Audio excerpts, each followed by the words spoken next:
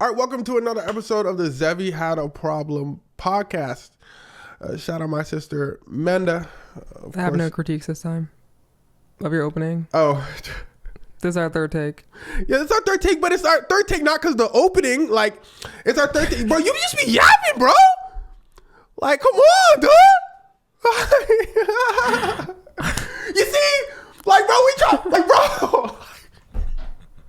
Welcome back to another episode. Now, we keep it all as in. Welcome back to another episode of the Xevi Had a Problem podcast. Shout out my sister, Menda, who you've met. I'm highly critical. Yes, well. And shout out to all of you guys. Shout out to all of you guys for joining us along this journey. And, let's just jump straight to it, man. Like we always do. Oh, you know what I haven't said in a while? I went on Spotify, Apple Music. We're on YouTube with the video version of the podcast. I think Spotify has a video version of the podcast, too. I don't know. Y'all let me know. But, yeah, let's just jump straight to it, man. Let's just jump straight to it. And, we're going to talk about an NBA player who was just recently kicked out of the NBA for his comments about the LGBTQ community. Amanda, what was his name? His name is Jaden Ivory. So Jaden Ivory? Yeah. Okay. Or no, Ivy. Jaden Ivy. Okay. Well, I guess we won't have to remember anymore. It's out the game. But yeah. He was playing for the Chicago Bulls, and he was waived for his comments about Pride Month. So he had criticized the NBA for promoting Pride Month, saying that it celebrates, quote, unrighteousness. So he's criticizing the NBA specifically, saying, okay, you guys promoting Pride Month, I'm not rocking with it. That's what he said. Yeah, like unrighteousness and like unholiness, basically anti-gay sentiments, and the league had decided that he had breached breached conduct detrimental to the team, so they waived him. It is interesting because they have that rule. They have that rule heavily. They basically say, like, it basically says, and they tell this to every NBA player that comes into the league. They say, basically, look, read this code of conduct thing. If you make us look bad, you're gone.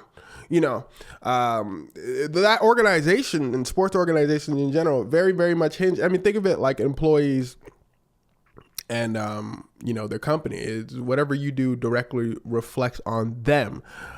Whether what he says can be agreed with, not agreed with, that's not the point. That's not the point at all. The point is that organization simply enough is saying, you're hurting our pockets. And you not hooping like that, by the way. Excuse me, sir. Excuse me. You're not hooping enough to affect my dollars.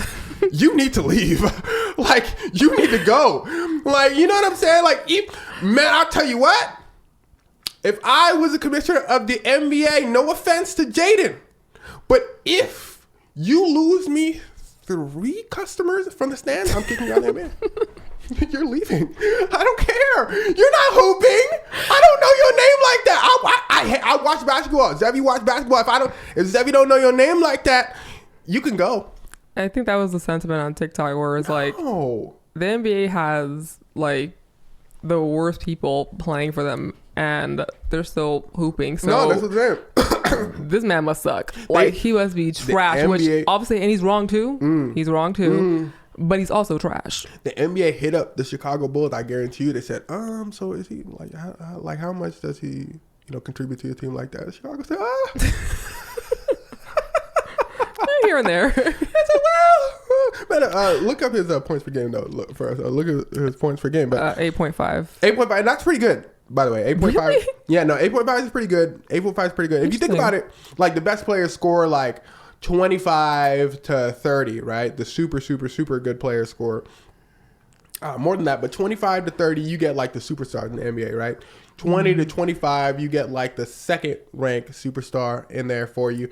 And then you got like the role players, the people that actually, the cogs and the wheel that get the team like actually, going, and they're in the teens, right? 15 points a game, 17 points a game. If you're at 17, then that's the point where you're like, ooh, man, NBA, I don't know if we can kick this guy out. He actually affects, the game, right? We score about 100 points in a game. This guy's scoring 17 of those points. So sometimes 20 of those points. If we lose that, that's tough. Now, 8 points, Like, Do the other stats matter? So like, oh yeah, definitely. So how many rebounds does he have a game? 2.5. Oh no, that's not good. So what do you got for assists?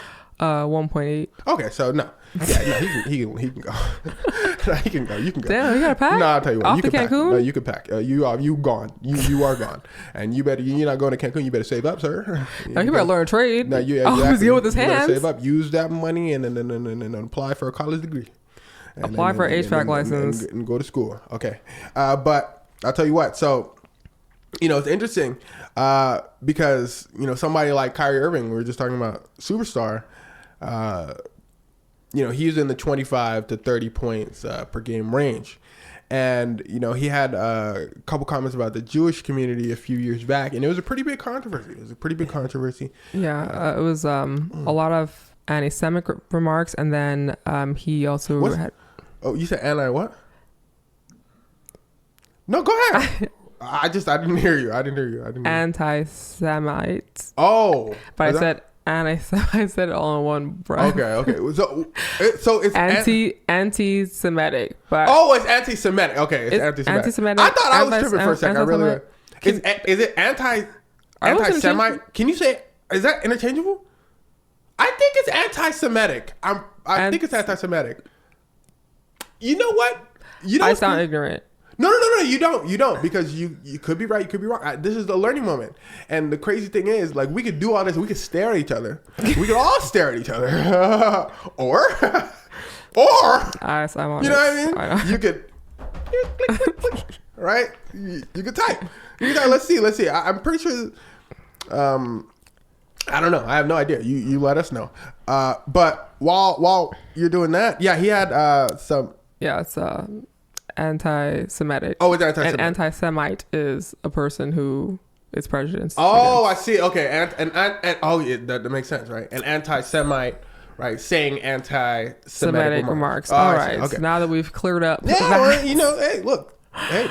We we're here to learn, right? Yes. We're here to learn. Well, anyways, he was saying anti-Semitic remarks, and on top of that, this was close around the COVID time, and they had a vaccine mandate, and he refused to get vaccinated. Oh, okay, so, yeah, that'll do it too. Yeah. So there was a lot going on with him at the time, and it was a huge deal. Yeah, and the crazy thing is they suspended him. They said, sit down over there and think about what you've done. And people were calling for him to be gone. Like, people were up in arms. The NBA said no. They were protesting. Yeah, no, the NBA said no, absolutely not. Mind you, he was only suspended for 8 games for the anti-Semitic remark, and then 35 games for the vaccine. And they asked him to apologize. They said, look, apologize. They said, y'all go take the apology, y'all go leave the apology. They said, regardless. That's so crazy. They said, regardless, it's Kyrie Irving. They said, that boy, have you seen him dribble? For context, he averages, for the team that he was playing at the time, 27.1 points a game. That'll do it. I mean, that's a superstar. So it's they're not going to kick him out. And he could do a lot. It's I'm sure many of you know LeBron James. For some reason, LeBron James, they found out, I don't know, LeBron James was selling that stuff on the side just cause. Just for the love of the game. Just for the love of the game. Just for the fun of it. He want to see he can be the best in 2 sports. He want to see the best in hooping. He want to see the best in dealing. So let's just say LeBron would sell that stuff on the side. They probably be like, LeBron, you better apologize right now. Don't do it again. You better not do it again, LeBron. And, people would just have to shrug their shoulders. They would have to. Because, the point of the segment, really, what I want to say is, we forget that these organizations are just that, organizations, and they can technically do whatever they want. They've been around for so long, and the NBA, the NFL, YouTube, TikTok, like, they've been around for a little while, and so many people use them. They just feel like they are a part of the world already. So we kind of think they're ours in a sense. But the funny thing is, they can still technically do whatever they want. And I thought about this because, TikTok suspended one of my videos one time, and TikTok notoriously they got nobody to help you out. If you think about going on TikTok, just know that there's no support over there. there's no support in the back end. It's just a computer. You tell her, hey, you banned one of my videos. I want to discuss it. The computer says, I'm sorry to hear that. Well, why don't you take a look at our policy? And the computer got a little attitude too. You're like, I took a look at your policy. You might need to take a look at your policy. And the computer be like, well, I took a look at my policy, and why don't you take another look? That computer and me have fought so many times. And regardless, I really thought about it. And I was like, oh, you know what? Like, I'm thinking like, damn, like they better fix this. Like, like this is, they're wrong. They're totally wrong here. And I was like, wait, they don't have to. I thought about it for a second. I was like, they can quite literally just be like, no. And that's it. They don't have to do anything. I was really thinking in my head, they must. Same goes for the NBA. And he might have, Jaden Ivy might have been thinking, for a second, he said, look, it's a free country. I'm allowed to say whatever I want. I could say whatever I want. Like, and I'm hooping, like I'm out here playing. But the NBA is like, no. Yeah, I mean, it's a free country, but our organization, we make the rules. And, we told you, if you make us look bad, you got to go. You're not free from consequences. Yes, I agree. But when I say consequences, my point is, who makes these consequences in a sense? Like, I think it shocks us and me for a moment, because it's like, you think because of like how we usually live in the world, like these consequences, like we all make these consequences, like what we all dictate what these consequences are collectively. But then for certain things, that's not the case. It's crazy if YouTube tomorrow decided, you know what? Black people, we're going to make you a separate YouTube. You guys are going to be over there. You guys are going to be over there. We're going to call it YouTube Black. Everybody else is going to...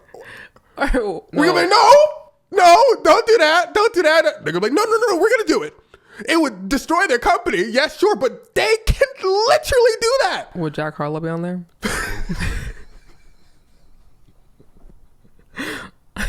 That boy be applying on the front door. That boy be emailing after email. That boy would be running into those computers I was running into earlier. He's like, excuse me, can you take a look at that policy again? I'm blacker. I'm blackity. Oh, no. Listen. It's just crazy to think that companies and organizations that have been around for a while can, I guess really do what they want. I mean, it might look bad on their organization. It might, but what they think of is the bottom line. They're always like, how bad will this look versus how much money will we lose? And they're always going to take some money. So Jaden. So they won't do it, is that what you're saying? Like, because they're chasing the money, they wouldn't like. They might do something. They might not do something, in a sense. Like, and the thing is, we think equality, fairness, like that's just how we do things in the world, right? So we're thinking, look, if Kyrie Irving said those comments tomorrow, the same thing, echoed what Jaden said, if he just said the same thing and the NBA didn't kick him out, this is what I'm saying. So people would be shocked. And they would be like, no, you have to kick him out because you kicked out Jaden. But the NBA could be like, no, we don't want to. We kicked out Jaden because he said things in this way. Kyrie Irving was just echoing what he said. So we call that legal. NBA has decided that Kyrie Irving stays. What's his name? Jaden Ivy leaves. Not Jalen Hurts. I see. I did not say. Yeah, I don't gotta correct myself technically because I didn't say that. You're right. Shout out Jalen Hurts, but they could technically say he's gone and Kyrie stays. That's it. And they're like, what are you gonna do? What are you gonna do? That's just it. That's all there is to it. It's just interesting. To me. I think, and as Americans, I think we tend to think we have more power than we think we do. Yeah. But I think that's just as an individual. As a group, I think it's a different story. Yeah, absolutely. Yeah, I feel like, if people collectively care enough and get together, that's when you could push that envelope a lot more. I think that goes with the world, really. If you think about it, if you think about politics and all that, it depends on, you got local politics. They won't. Then you gonna have a pothole on your street for years until enough people make a fuss about it. You know what I'm saying? Anyway, let's talk about. We're gonna talk a little bit. We're gonna talk a little bit about Pooh Shiesty. I'm gonna have a dedicated video. You didn't wrap that segment up. I didn't. You just said, well, anyway.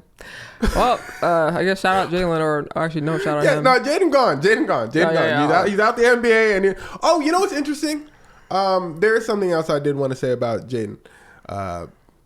Now, did I say he's not good? He's not a good player? Yes. Okay. Okay. Now, what I want to say about that specifically is, again, 8.5 is a decent amount of scoring, but what you got to note is the team he plays for as well.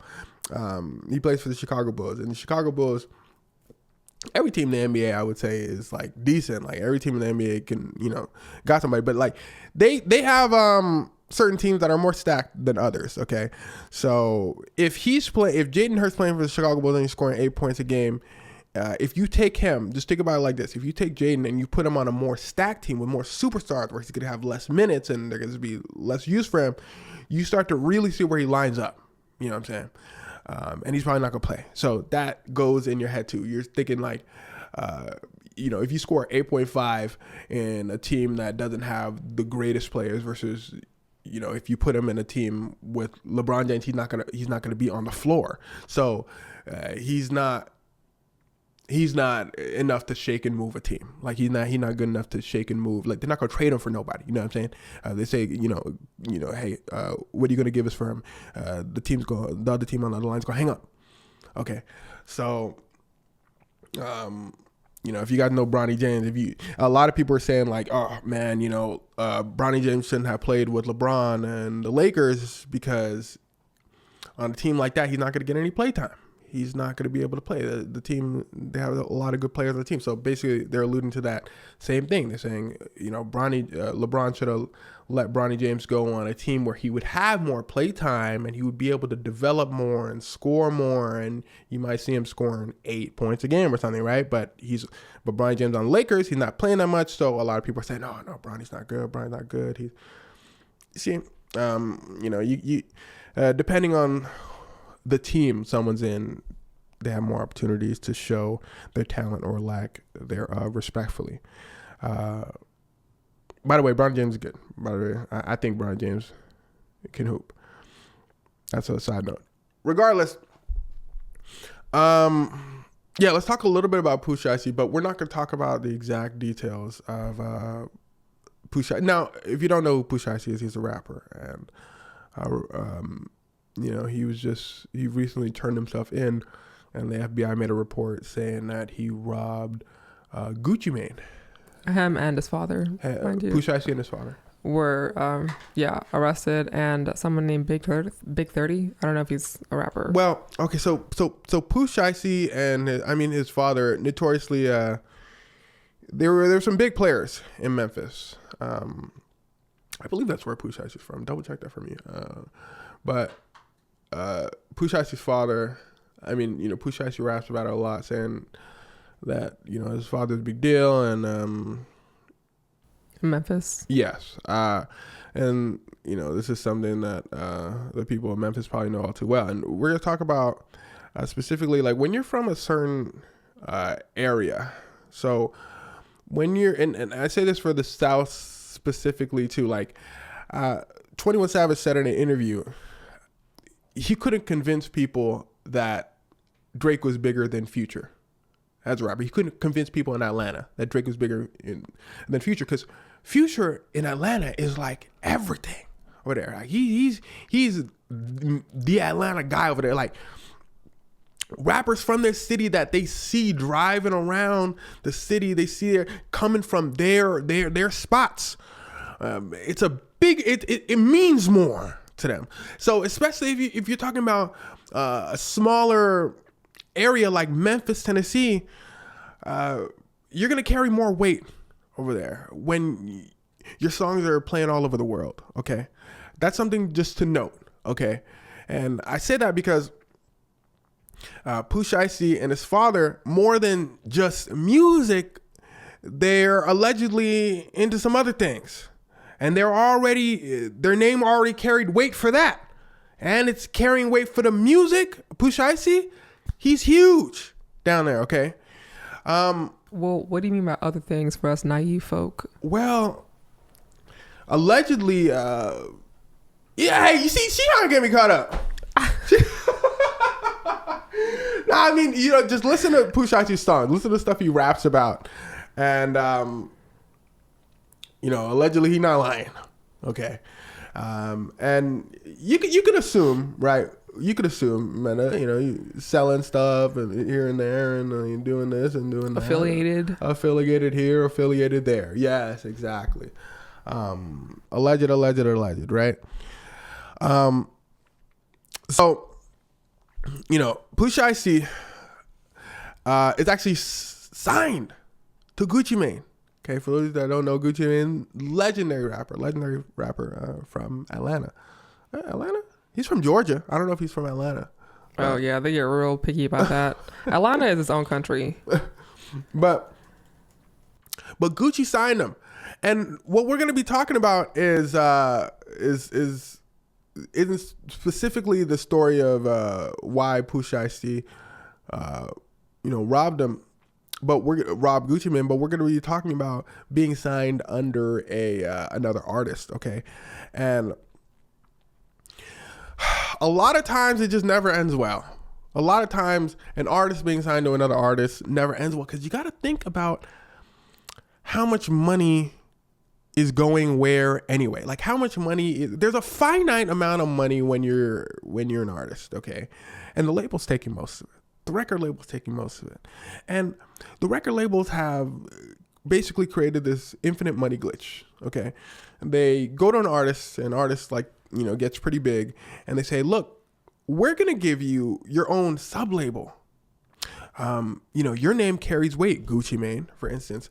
And when you're in the South, especially Gucci Mane, your name carries a lot of weight. So it's like Future, right? So Future, your name carries a lot of weight. So people are going to want to sign to you. They're not just going to sign to our label as easily as they would sign to you. So we're going to give you basically the power to sign whoever you want. You make the record label name, you make all that, okay?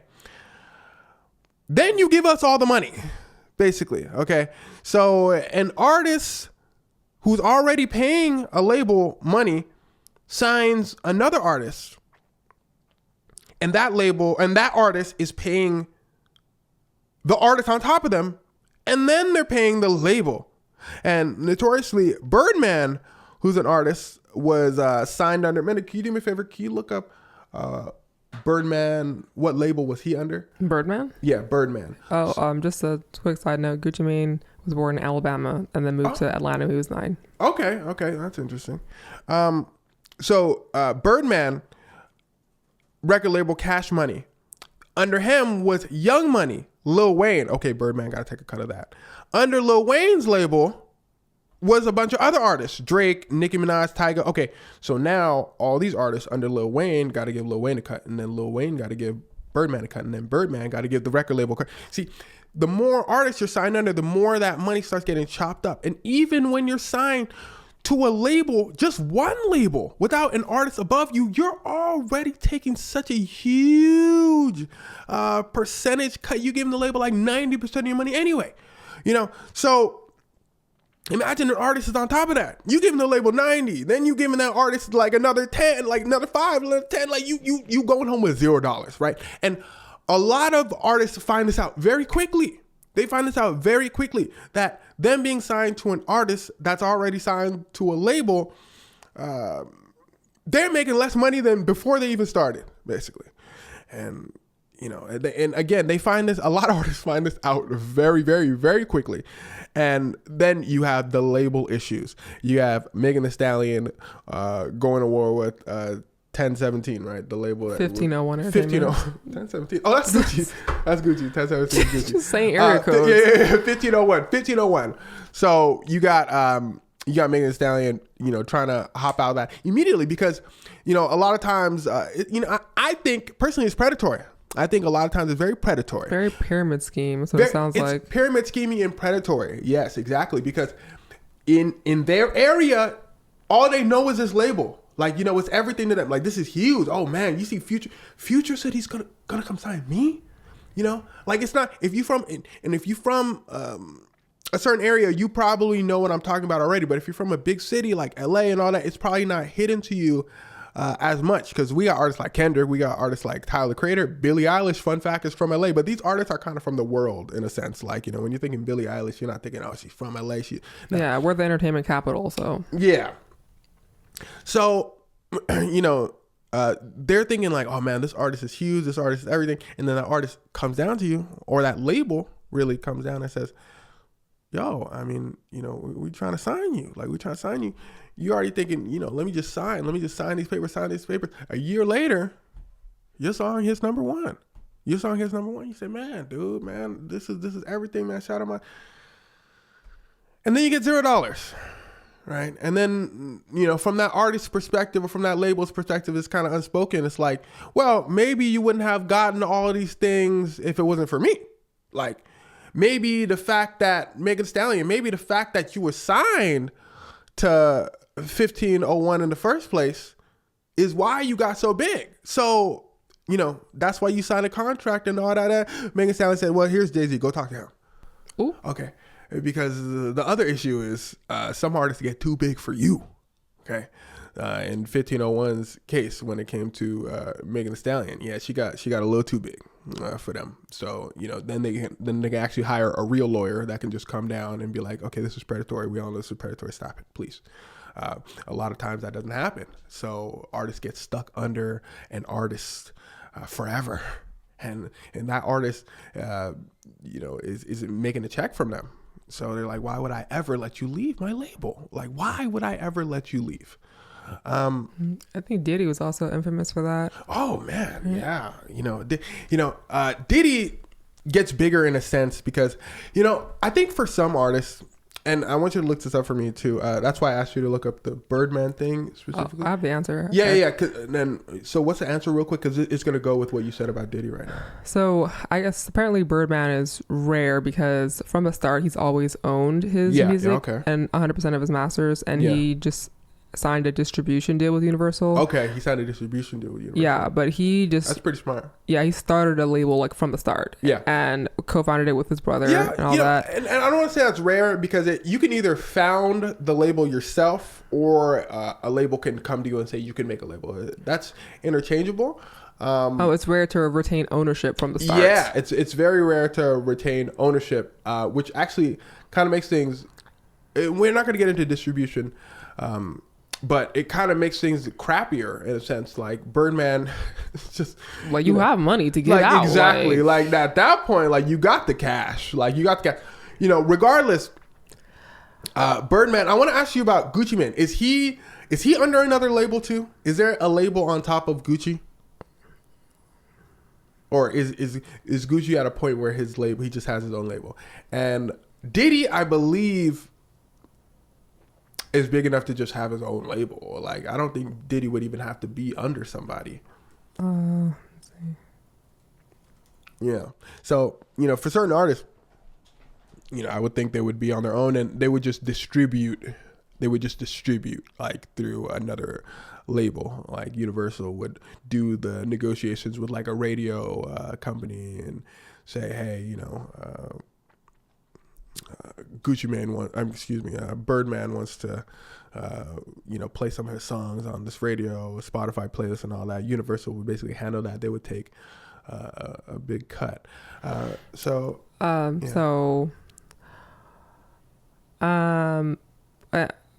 should clarify with the Birdman thing. Like, Cash Money became like an imprint of Universal Records, and it also a part of Republic Records, so it did get absorbed into like other bigger record labels. Yeah, because they were doing something where they gave Birdman money. It was like $150 damn, I don't remember, but it was a good chunk of money. But Birdman was supposed to basically give that money to Lil Wayne, Right. and promote Lil Wayne. I don't think a label would give you money to give you if you weren't like under them. Yeah. So I don't know exactly how it works, but Right. you know, it's yeah. But Lil Wayne sued Birdman because Lil Wayne didn't see a dime of that money. But Right. Well, so Gucci Mane, he signed with Atlantic Records.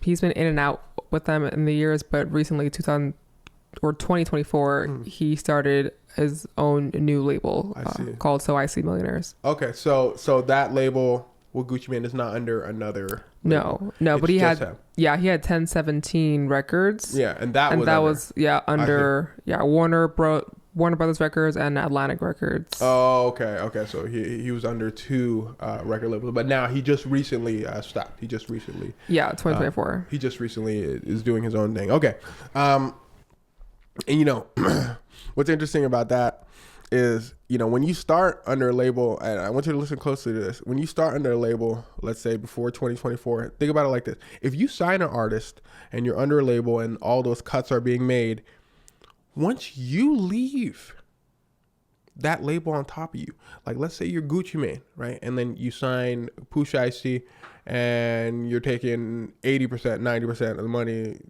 and you're giving the label on top of you a cut. Let's say if you're Gucci Mane and you leave the label on top of you and you're just doing your own label thing, do you think that these artists would pay the people under them more? The answer is probably not. They would probably keep the same pay scale, but keep more of the money for themselves. You know what I'm saying?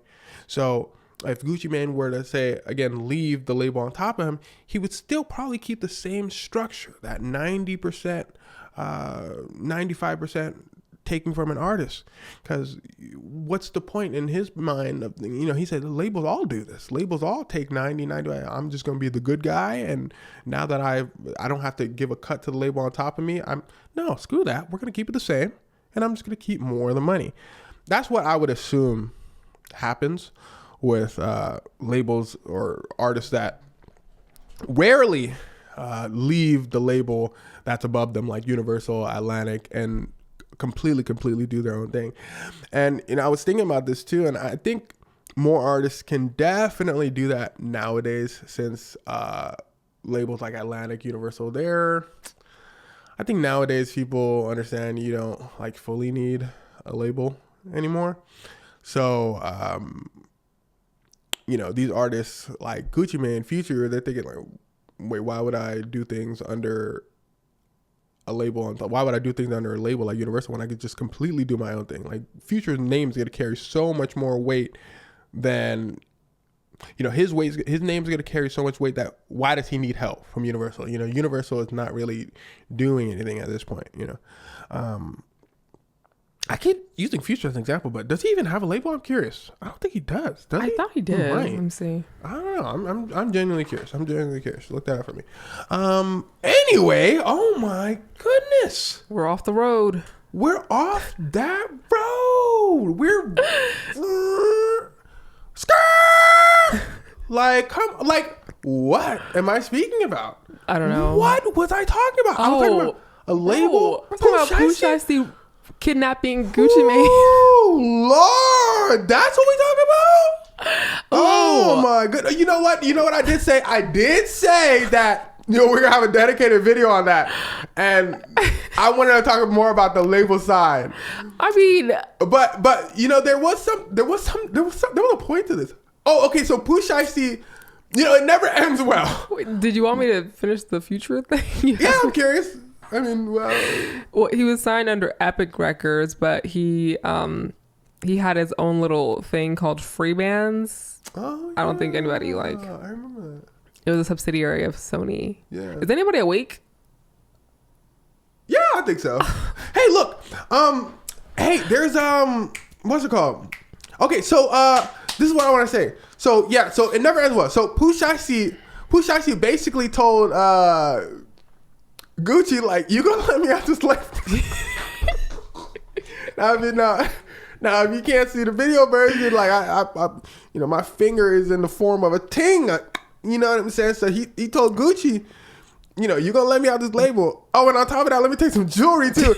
Allegedly, you know, this is according to the FBI. So when it gets this deep, like, let him go, bro. You know what I'm saying, Menda? You better let that man go. If he want to be out the label, you just let that man go. That's the thing. It's interesting because there's certain people that is hard to strong arm. We talked about Pooh Shiesty and his father. You know how they're big players in Memphis. And that's an interesting one. That's a very interesting one because how do you tell a person like that exactly? No, you're going to be under my label forever. Ooh, what you mean by that? Like, forever? What if I just pull up? You know what I'm saying? Like, I don't know if Pooh Shiesty and Gucci Mane have had discussions about, you know, Pooh Shiesty leaving the label before, and you know, things just turn sour, and because you know, in Gucci Mane's eyes, probably he's thinking, "Let you go? What you mean let you go, Pooh Shiesty? You know how much money you make for me? Like, what you mean let you go? Like, you know what I'm saying?" But you know, in Pooh Shiesty's and a lot of artists, you know, perspective, and it just depends on what you think. You know, they're thinking like, "Wait, I made so much for you." I did so much for you. And now that I'm more experienced in the game, I'm realizing how much I'm getting paid versus how much you're getting paid. And I also realized, and this happens to a lot of artists, Big Sean, for one, you know, said this, damn, I thought you were going to be on more songs than mine. You know, like I thought like being signed under you, I thought I'd never see you. Like Big Sean said, I never see Kanye. Like, you know, right, Big Sean was signed. Big Sean was Kanye. signed under Good Music, Kanye, and he wasn't saying this like in an insulting way. He was just like, oh damn, like, okay, I thought we was gonna be making music, but damn, I was just kind of out here just left to dry. Really, like I still had to just make my own way. What have you done for me lately, in a sense? And then, you know, again, you start getting more in the game. You start releasing hits, and then you're like, wait, I've never seen Kanye. I've never seen these artists before. And then my accountant, because I got an accountant now, called me up and said, hey, you know, it's the end of the month. You got to give that 90% to Kanye. I said, what? That's crazy. I've never seen that man. What you mean I got to give 90% to Gucci? I've never seen him. I'm on top of the world right now. I'm giving how much of my money to him? Right? And then you got to hit up Gucci. Then you got to hit up Kanye. You got to say, hey, look, I never seen you before. I don't even know how I got this number. Can you let me out of the label? Can we discuss something? Gucci and Kanye said, no, we just going to keep it like this. Nah, we just going to keep it like this. It's literally a pyramid scheme. Like, bro, that would get anybody upset. Now, if you someone like Pooh Shiesty and them, and you think, well, I can get upset and I can just live with it, or I could knock on a door. Didn't he say, or Pooh Shiesty say in his recent song that he's his affiliate's best payer or something like that? Nah, yeah, it's a song like Pooh Shiesty called FDO. First Day Out. FDO, yeah, FDO, first day out, man. Hey, look, man, I'll tell you what, man, that man be going in. He said, look, how you gonna say on the first line, the feds, at the bed, like, at the first day out, man, the feds, like, man, I hate them. Like, in your first line, just, man. They hate him too, apparently. Oh, shoot, man. Look, I'll tell you what, here's another thing. I'm very glad you brought that up, Manda, because. Oh. Yeah. I usually don't say how much I appreciate you, because it's rare. No, I'm just okay, well, you know, actually, thanks for bringing that up, because, you know, places where these artists are big, I feel like it brings a lot of resentment, like it, and I'm not even gonna say this is a theory anymore, bro. At this point, it's damn near fact. There's a lot of resentment, like in these like cities when it comes to like their law enforcement and police departments, like their you know, the government agencies in those cities, when it comes to hunting down these artists and getting ready to damn near lock them up. Now, this isn't to say, you know, I know Pooh Shiesty's charges, or, you know, what he did, what he didn't do, and, you know, these artists in general, but I will say, it seems like law enforcement in the southern regions of the United States is not a big fan of their artists. especially Atlanta. Specifically the black ones. Yes, exactly. Specifically the black ones, specifically the black rappers. What did they say? And it might have been Atlanta that said this. He said, no, it was New York that said this specifically. It was they were trying to clean up New York. That's why K Flock got arrested up in New York. They basically said they don't like that people look up. This might have been Texas too when it came to TK. But regardless, it was interesting to me because a judge just said it and it was out there. They said, people look up to these artists and they're rapping about, things that are basically ruining our community, and we're going to clean up these streets, basically. And, that was their basic announcement to saying, we going hard and that's why you had Young Thug got arrested. People around him was getting arrested. They was hawking down Lil Baby. They wanted him bad. As soon as Lil Baby got word, he left Atlanta. And they were basically saying like, you step foot over here, then you most likely gonna have an issue. Like they were looking for something. There was another famous rapper. Man, do me a favor, look up Young Thug feud, and it's gonna be like the first thing that pops up. He got a RICO charge on him before Young Thug. Basically, we're not gonna get into the whole Young Thug thing and all that, but the South, when it comes to their artists, you better not mess up. You better not mess up, because they're already looking for you. And, I guarantee you, because Pooh Shiesty made the song called First Day Out, because that was, he just got out of jail for another charge. I guarantee you, as soon as he got out of jail, the police were on his ass.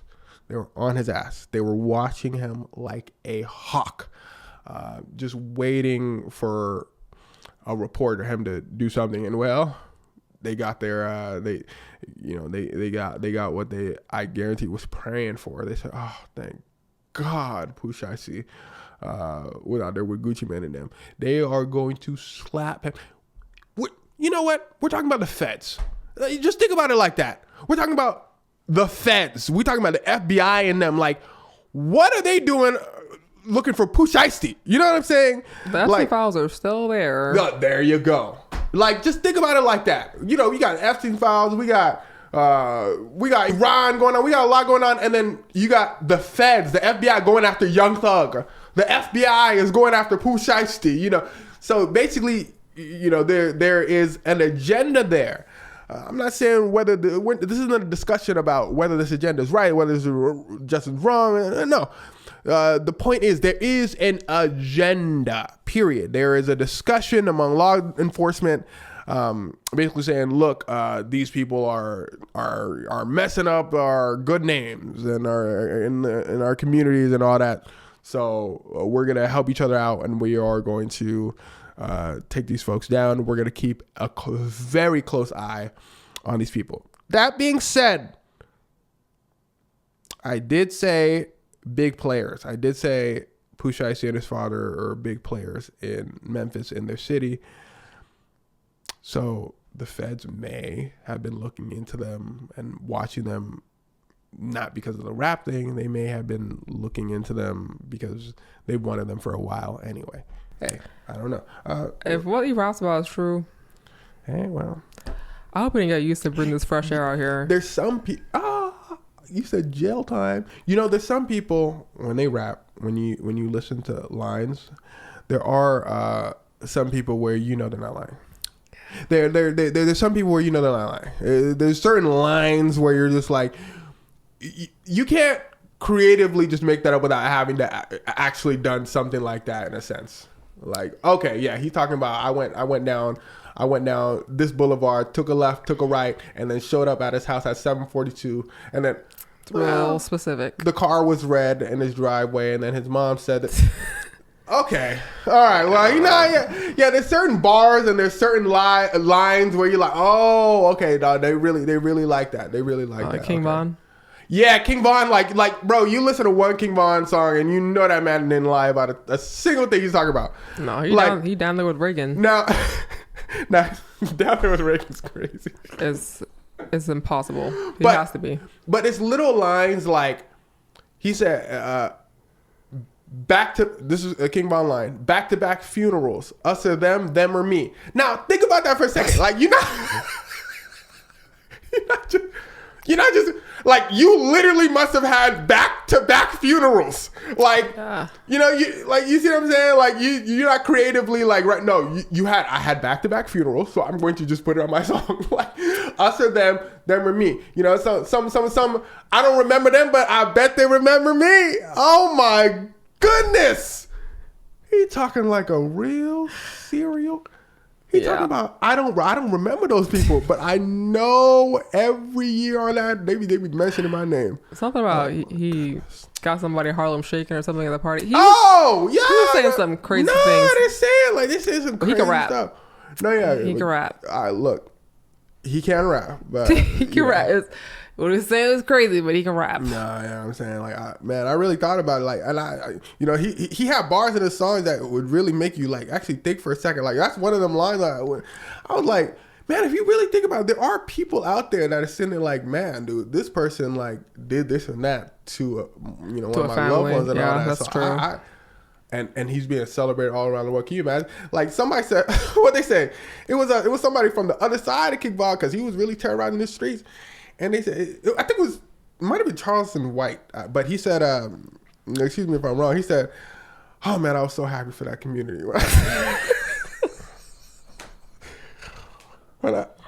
He said, "Oh my goodness!" Like I was when King Von was when King Von was gone. I said, "Man, thank you. You know that I was happy for that community." It's talking about they got some freedom papers or something. Woo, Lord! Because if you think about it, if you actually from there, you hearing them shots every day and all that. You heard this so and so, this and that. And you said, "Oh no, it was King Von. Oh yeah, it was King Von. It was King Von." And then he got his song.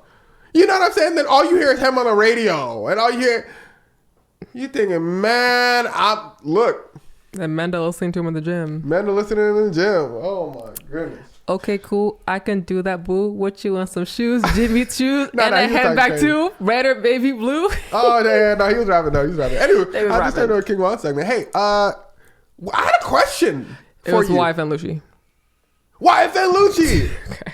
What was my question again though? Because I feel like Something about a rapper being something about a Rico before Young Thug. There was a Rico before Young Thug. Yes. Young Thug had a beef with YFN Lucci, and they got YFN Lucci on a Rico. Their tests worked. They said, "Oh my God, this is why." They said, "Rico's work like that." They said, "Let's do it to Young Thug." It didn't work out. That second time. That next time. Anyway. You know what? Oh my goodness, girl, it's been 40-some minutes, and this whole time I was trying to remember. I was like, I wanted to talk about something else. You know what I want to talk about? Boy, I want to talk about Tiger Woods.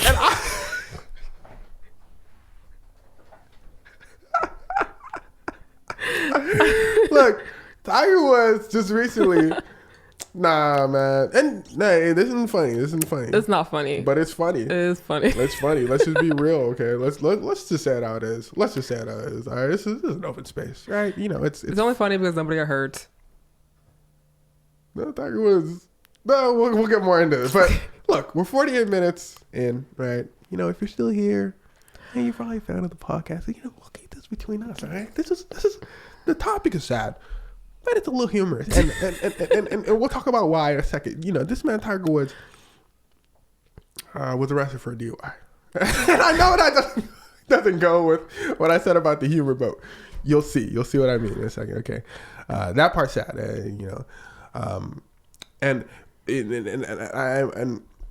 I'll tell you this: this story is gonna go from to funny to sad again, because I did some research. Okay, Tiger Woods, you know, had car incidents,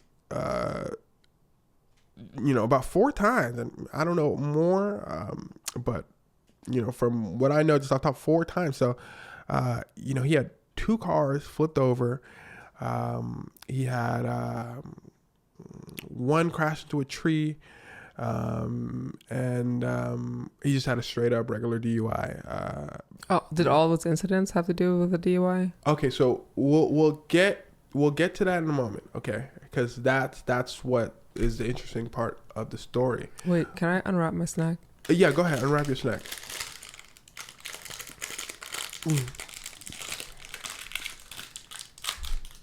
We good? Okay. So, this most recent time, a few weeks back, or maybe even a week ago, I don't know. Tiger Woods was arrested. And he. So we'll do it in story mode. Okay, we'll do it in story mode. So Tiger Woods had a problem. The police, stopped him as he was, sitting on the side of the road because his car was just flipped over. And they said, "Oh boy, I know that ain't Tiger." Tiger had black glasses on, and that already put flags up on the police's line. And they said, "Oh well, Tiger, we know you. Come on, Tiger. Like, was you on that stuff? Would you?" And Tiger like, "Nah, man, I'm straight. I'm good. Like, I'm straight." They said, "Take off your glasses, Tiger." He said, "Huh?" They said, "Tiger, take out the glasses." Tiger took out the glasses. They said Tiger's eyes was bloodshot, very dilated. Okay. They said he wasn't doing very well on the field test. But here's the interesting part. They found pills in his pocket. Okay. Very strong, pills in his pocket. But the thing is, Tiger has a lot of health problems. Okay. And, what he told to the officers was, I've had 7 back surgeries, and I have a pretty bad leg injury from another crash. We're going to go back in time and go into it in a second. These are prescription and all that. But here's the thing.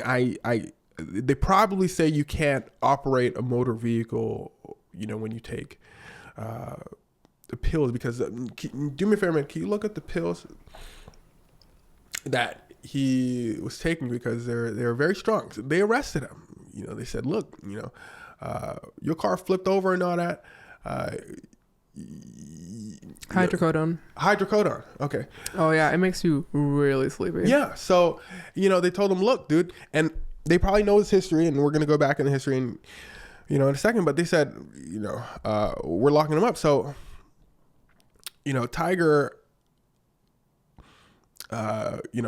was released. He left, and he said he's taking a break from golf, and he's just gonna get his life together. Okay.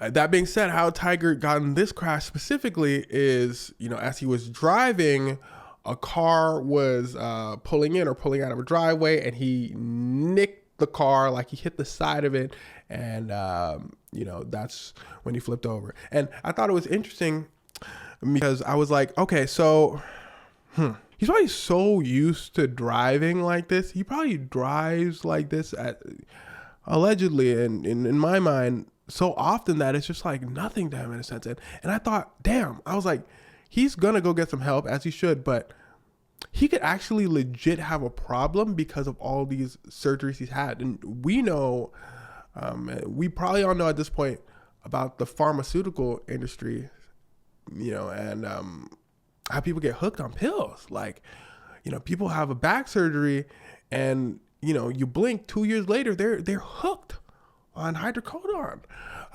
He's had 7 throughout his career, so he's probably had to take these pills over and over and over again. Okay. Going back a few years, and I'm going to say the dates for this so you can realize how long he's been dealing with this. This is 2026. Okay. So, and I'm talking, I'm over here yapping, but I don't know the dates off the top of my head. Should I look it up? No, you know what's crazy? This time I actually wrote this down. Look at this. So 2026. Okay. 2021, he was just straight up speeding. He was straight up speeding heavy, speeding fast. So stopped them. No crash that time. 2017, car flipped over, right? Do me a favor, look that up.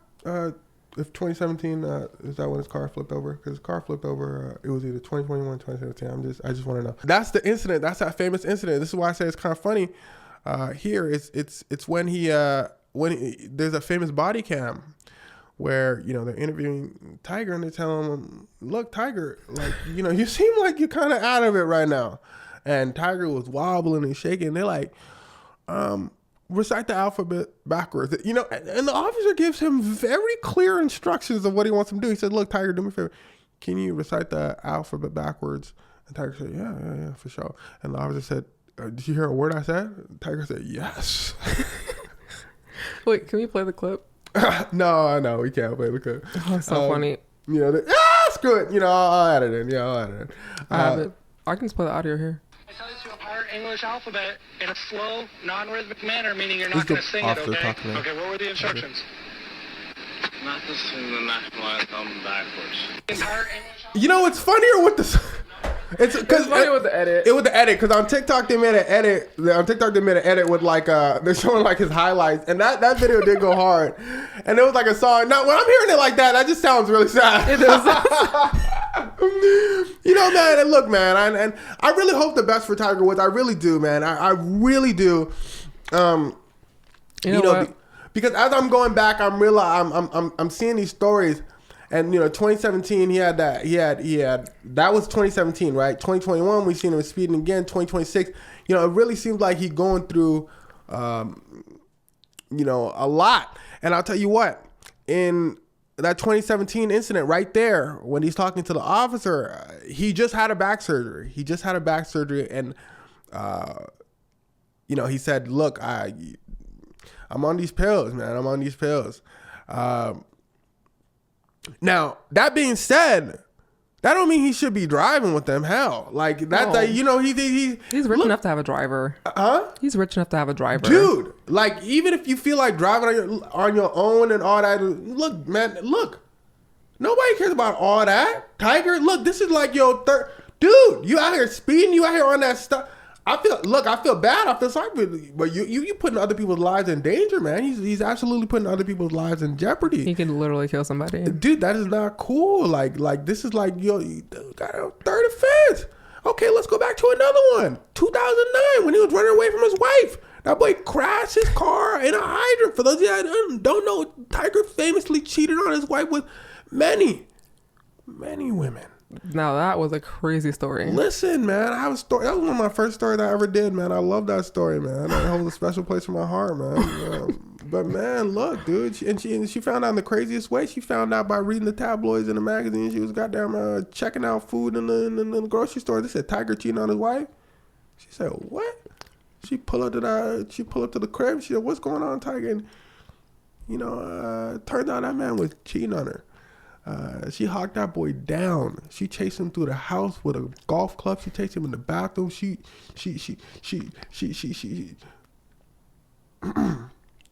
you should. She little bro'd him. She looked like that was her little son. You know, that boy running through the whole goddamn house. That boy grabbed the keys, ran into the car, and he was going. Now he was on sleeping pills because she woke him up in the middle of the night. Well, he would have woke up to hot grease. That boy would rather swerve through the streets than deal with her. And guess what? I know why, because she chased him down. That's the crazy part. That boy got in the whip and drove away, and she got in the whip right next. She said, I'm not done. Hawked that man down. That boy crashed into a tree. That boy, look, and I'll tell you what, right here, you have a decision to make, though. You have a decision to make. We could talk about, no, he was running away from why he was running. At the end of the day, you still got in a car, you're on sleeping pills. I'm just saying. You know what I'm saying?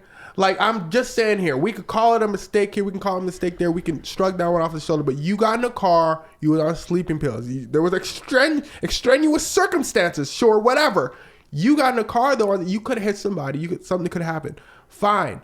Crash your whip, this and that. 2017, hey man, pills, dude. These pills, you driving though, you know? Again, right? We talking about... Well, for that one specifically, yeah. So they found him asleep at the wheel. He pulled over to the side, right? Yeah. Of his... Well, he... In 2017. Yeah, they found him asleep at the wheel of his running car, which had 2 flat tires and damage to the front and rear bumpers. There so he'd already gone to an accident. So he was already hitting stuff, and he was already this and that, right? Okay. So 0 trace of alcohol. It was a prescribed medication. Right. And bro, you gotta be gone to be talking like that. Like, yeah, you know, in that clip, like you got to be absolutely gone. 2021 though, right? So his car only flipped over once. Maybe I'm thinking of him in 2009 with the hydrant incident when he like hit the. Regardless, he you know he's brushed death a few times. And 2021, yeah, his car flipped over twice. So 2021, his car did flip over. Okay. Yeah, and same 2026, it also rolled over to his side. That was the most recent one. Yeah, he's cheated death so many times. That's what I'm saying, and I'm so glad. I really am glad that we don't got to do like a memorial and all that, and we can just have a conversation like this where we're like, dude, he needs to absolutely do better. He said he's stopping, he's taking a break from golfing. He's going to seek help. And I do hope he gets the help he needs. I really do, for his sake and people on the road, man. Somebody said on Twitter that you probably saw a black person.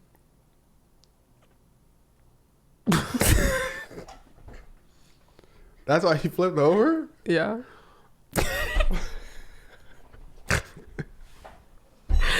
I closed the app after that. People just saying anything, bro. I swear to God. I swear to God, people just saying anything, man. Bro, I had to take hydrocodone once. I was flying. So I would not have to drive. I could fly. Bro. Oh God, somebody help my sister, bro. I didn't get so. Look, dude. Is that a cry for help? Oh my goodness. I'm floating. I had to take it. We were doing judo and I got hurt. Judo, you got hurt? What you mean, judo? Remember, I got hurt during judo. So my collarbone was hurting. I had to go to the emergency room. Oh, and they gave you... Was I there? No, you told me to go to the hospital. Oh, that's crazy. And they gave you hydrocodone? They did. Damn. Wow. I don't blame them. Was it all cracked up to be? No, No, that's not cool, man. It's not. No. Say no to drugs, guys. No, absolutely. Yeah, absolutely. It was just for pain. Yeah. And I think it's one of those things where, for chronic pain like that, like for people like Tiger Woods, like he's had to have 7 back surgeries. It's like you have to be so careful. Like it's almost inevitable that those things are so highly addictive. Your body is happy. Your body is feeling good. It's like, dude, don't stop this. Yeah, there's got to be like better ways than opioids for pain management. They got to figure that out. I genuinely don't know. Anyway, really let's start the podcast here, huh? Thank y'all for tuning in. Love y'all, man. I can't believe y'all still here.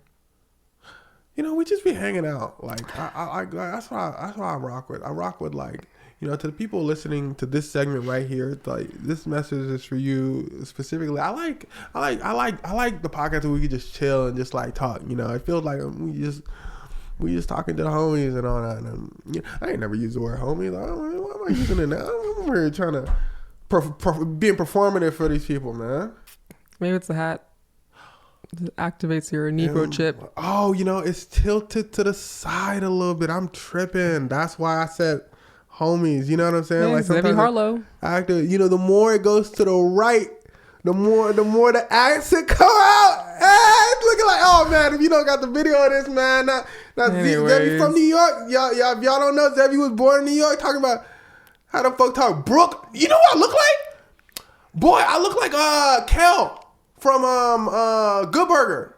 Yeah, okay. Yeah, he got his hat like this to the side. I think it's the hair. I don't even think he had like those little fast food hats. Did we ever see Good? Oh yeah. Did we ever watch Good Burger? I think so. It's I'm not crazy, really sure. We watched like all of Kenan and Kel, but we didn't. I don't know if we watched Good Burger. Anyway, I think we were too poor to go to the movies. It might have been on TV too. I think we're also too poor to afford we were poor. Cable. Yeah. All right, y'all. Blessings, man. Y'all be easy, man.